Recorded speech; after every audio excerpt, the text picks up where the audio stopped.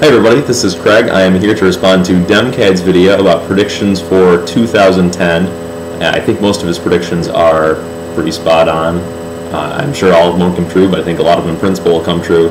And I think if you look at previous videos by people like DemCAD, other kind of truth movement, libertarian-minded people, you'll find that a lot of the predictions are very accurate.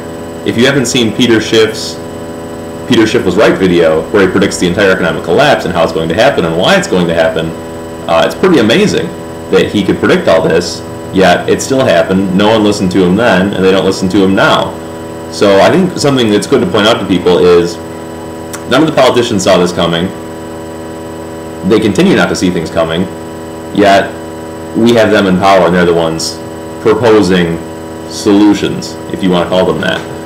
So I think really the point of looking at these prediction videos and then seeing how accurate they are is that you should be listening to these people in the future.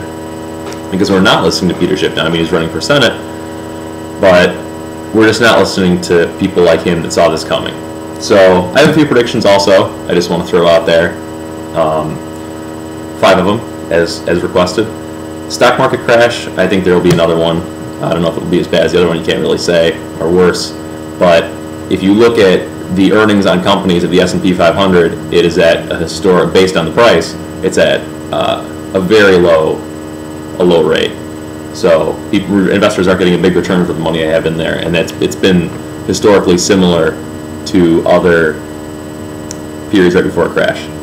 I think there will be more bank bailouts. There's a lot of loans on the books that aren't going to come through, I think, and so that could lead to another crash in the banks that will fail, that are even bigger than when they were too big to fail. That problem hasn't been addressed at all.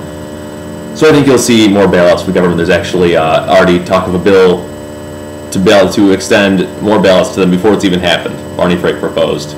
I don't remember the bill, but I'll link that. I think you'll see increased warmongering from the powers that be. You know, there's talk about Yemen, and you know, we had this terrorist on 12/25, and I think this is going to be another excuse to go into another country.